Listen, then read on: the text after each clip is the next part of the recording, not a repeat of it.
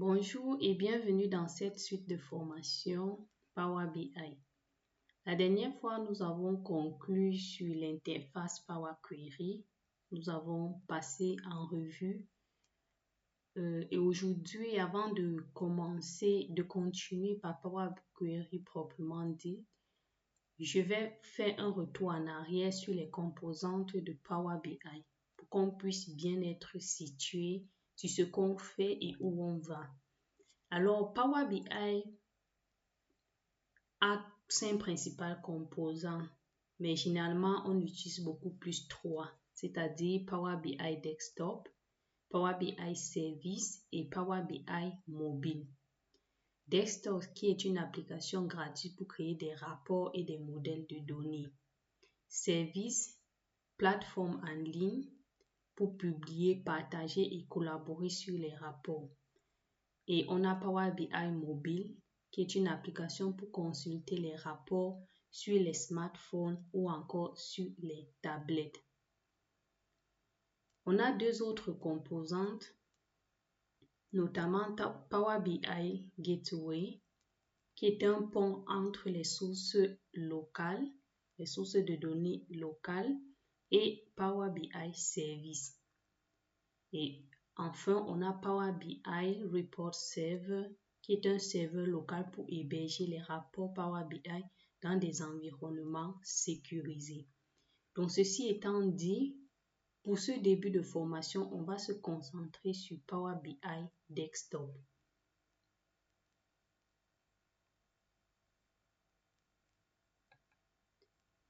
Si on revient ici, on a donc Power BI Desktop et on va voir c'est quoi la procédure. La procédure dans Power BI Desktop, c'est simple. On va importer nos données et on va traiter avec la vue Query, avec Power Query.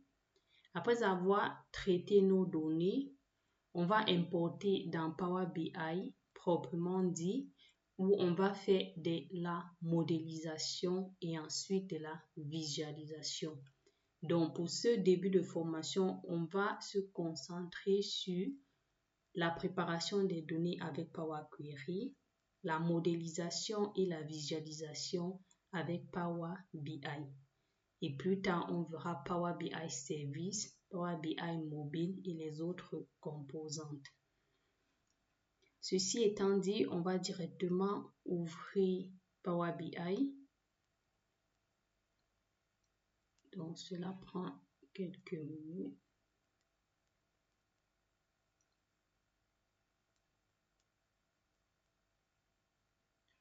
Donc, rapport vierge, on revient au niveau de notre interface.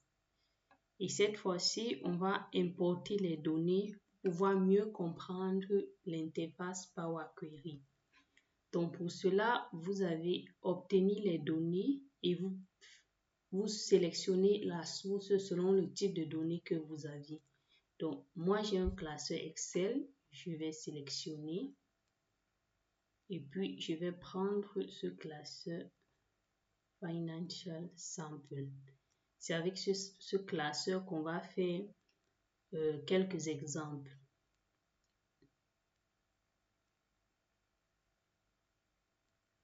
Donc, l'importation des données est une étape cruciale dans Power BI car elle conditionne la qualité de l'analyse et la visualisation. Power BI permet d'importer les données à partir de plusieurs sources, on l'a vu, Excel, SQL, les fichiers CSV, je pense qu'on va revenir. À partir du web, des requêtes vides avec plus, vous verrez que vous pouvez avoir davantage de sources, que ce soit à partir des fichiers, des données de base, des bases de données SQL, Oracle, IBM, MySQL, Postgre et autres, à partir de Microsoft Fabric, à partir de Power BI, de Power Platform, d'Azure, des services en ligne et bien d'autres. Donc là, on va faire notre exemple. Classeur Excel. On va sélectionner. Et puis, cela prend du temps pour ouvrir.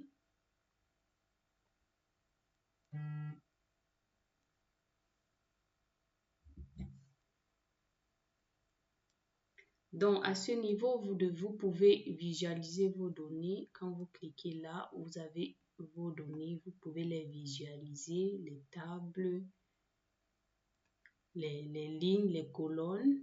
Vous pouvez ensuite passer à Data et visualiser. Et puis là, on va cliquer sur ce qui nous intéresse. Donc, on va aller avec Data.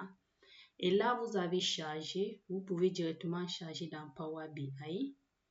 On a transformé les données qui vous ouvrent l'interface Power Query. Et selon la procédure de travail dans Power BI, lorsqu'on importe les données, on va d'abord les manipuler, les traiter, les préparer avec Power Query. Donc, on va passer directement à transformer les données. Ainsi, on a donc Power Query qui s'ouvre. Et vous pouvez visualiser vos données. Donc là, les données sont beaucoup plus visibles. Vous avez les années, vous avez les dates, vous avez les segments, les pays et autres. Donc là, on a simulé un exemple avec Excel, mais vous pouvez aussi importer depuis une base de données SQL Server. Donc là, je vais plus tard, on va revenir. Je vais ignorer les changements. Ignorer. Et là, on va simuler avec SQL Server. Donc, à partir d'ici, SQL Server, quelles sont les informations dont vous deviez renseigner? Vous deviez entrer le nom du serveur et puis vous deviez entrer la base de données nécessaire. Vous deviez également renseigner le mode de connectivité. On verra un peu plus tard que ce soit le mode importé ou le mode direct query. Donc, je vais simuler rien de vraiment important. Je vais dire SQL Server. Facultatif, je fais OK. Et par la suite, vous devez renseigner le mode de connexion. Est-ce que vous vous connectez avec Windows?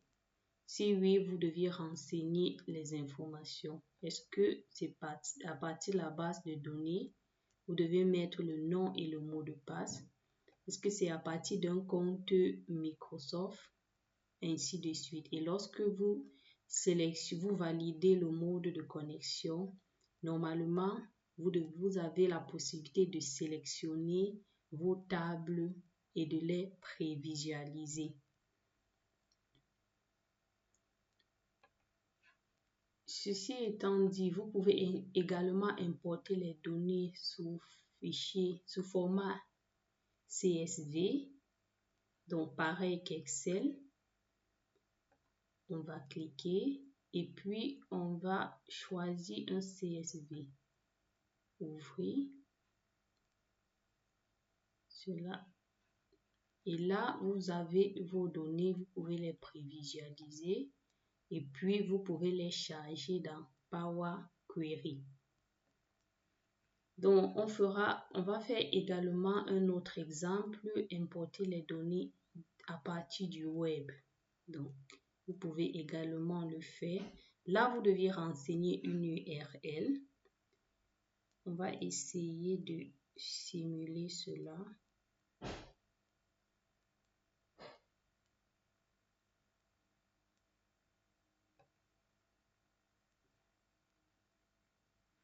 Donc, je vais ouvrir une page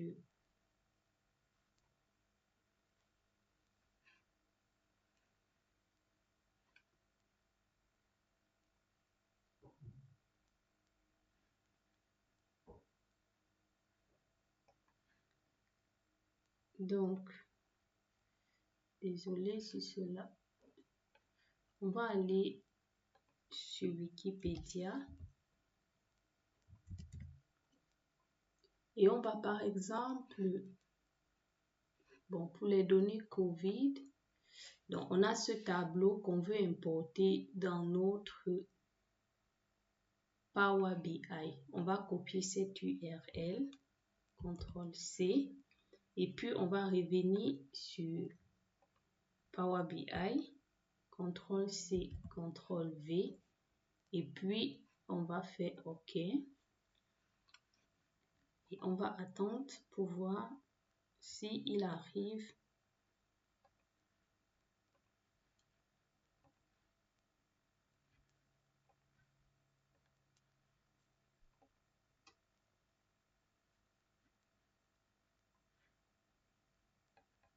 Donc cela peut prendre un peu de temps, donc vous deviez être patient.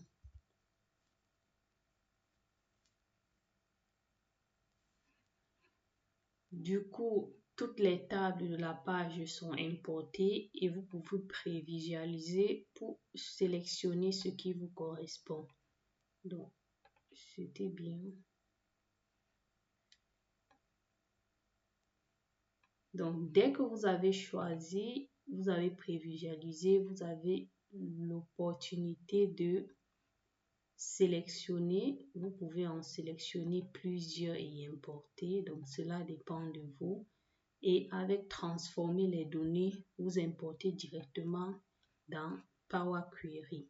Et dans Power Query, vous avez la possibilité de manipuler vos données, de faire des modifications, de changer des types, d'ajouter des colonnes. Tout ça, on verra dans la prochaine vidéo.